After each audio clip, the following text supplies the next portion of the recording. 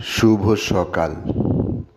আজ 30শে ভাদ্র 1431, ইংরাজির 16ই সেপ্টেম্বর 2024।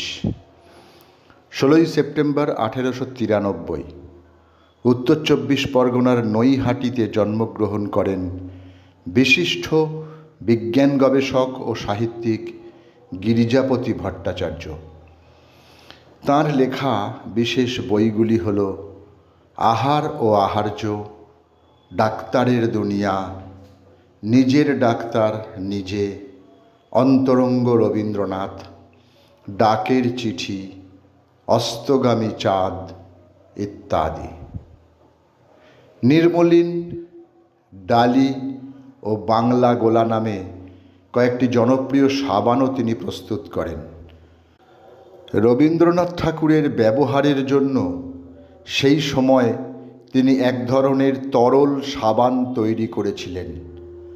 স্বয়ং রবীন্দ্রনাথ ঠাকুর তার নাম দিয়েছিলেন তরলিকা। বেয়োনেট হোক যত ধারালো, কাস্তেটা ধার দিও বন্ধু, শেল আর বম হোক ভাড়ালো, কাস্তেটা শান দিও বন্ধু। লেখক দীনেশ দাস। 16ই সেপ্টেম্বর 1913 কলকাতার চেতলা অঞ্চলে তিনি জন্মগ্রহণ করেন। কর্ণাটকী শাস্ত্রীয় সঙ্গীতের বিশিষ্ট শিল্পী MS শুভলক্ষ্মী দক্ষিণ ভারতের মাদুরাইতে জন্মগ্রহণ করেন। সময়টা 1916। ভারতীয় সঙ্গীতকে পৃথিবীর বিভিন্ন দেশে প্রচার ও প্রসার করার ক্ষেত্রে তিনি গুরুত্বপূর্ণ ভূমিকা নিয়েছিলেন। মহাভারতীয় শকুন্তলোপাখ্যান, দশোপদেশ, বেদান্ত দর্শন ইত্যাদি গ্রন্থের রচয়িতা আনন্দচন্দ্র বেদান্ত বাগীশ ইহলোক ত্যাগ করেন 16ই সেপ্টেম্বর 1875। তাঁকে পণ্ডিত আনন্দচন্দ্র নামে সম্বোধন করা হতো।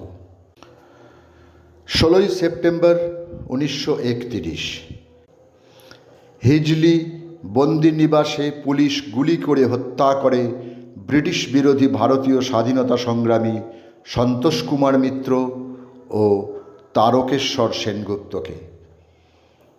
একজন স্কটিশ চিকিৎসক ও ব্যাকটেরিয়া বিজ্ঞানী রোনাল্ড রস ম্যালেরিয়া রোগের ওপর গবেষণার জন্য 1902 সালে তিনি নোবেল পুরস্কার লাভ করেন।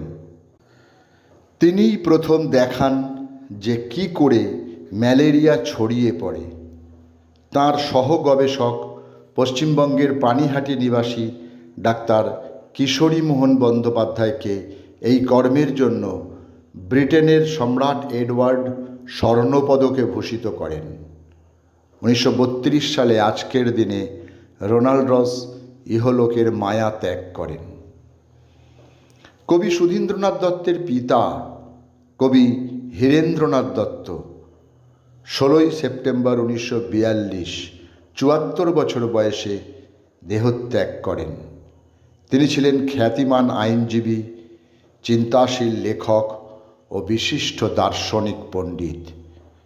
সকলকেই আমার আনত প্রণাম।